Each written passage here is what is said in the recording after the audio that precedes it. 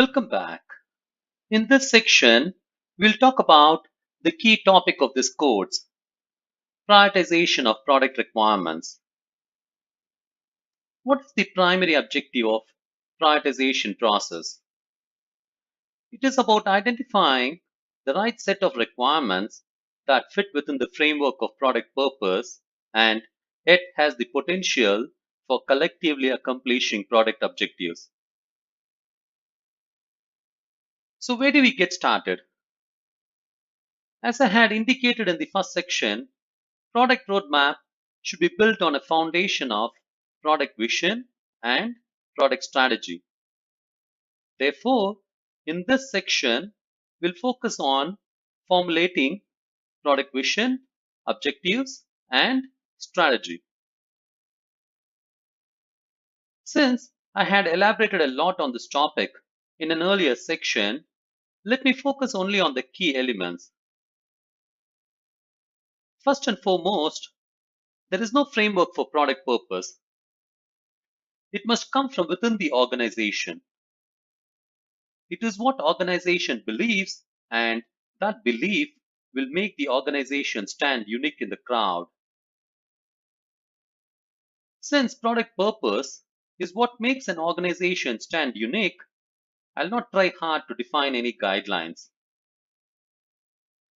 Let us now proceed to formulating product objectives and product strategy. Please be aware that the product objectives are moving target and it changes depending on the organizational goals and the overall positioning of the product in the product adoption lifecycle. Understanding the entire lay of the land is critical to defining product objectives and formulating product strategy to accomplish those objectives. Ideally, you must know your industry, or rather market. You must know your customers. You must know your competition. You must know your technology. When I say know, I really meant to be aware like a professional. Such awareness is not built in a day.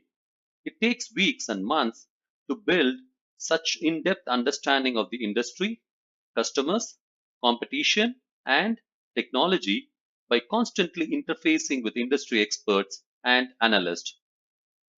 Trust me, you never you will never get the required information in a platter.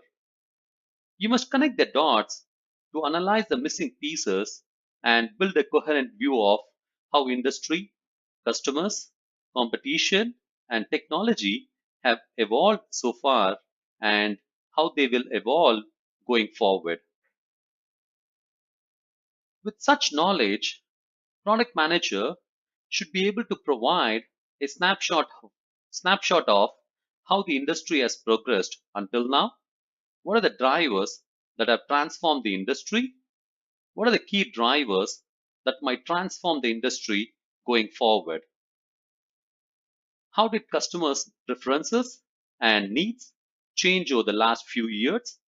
How it might change going forward? What new customers might get added to the target segment? What is the current state of competition? Who are the prominent players? What will be their direction going forward? Will there be a potential threat from any of the new or established competitors? How has technology progressed over the last few years? Which of the emerging technologies has the potential to transform the industry? What new outcomes can emerging technologies deliver to disrupt the industry?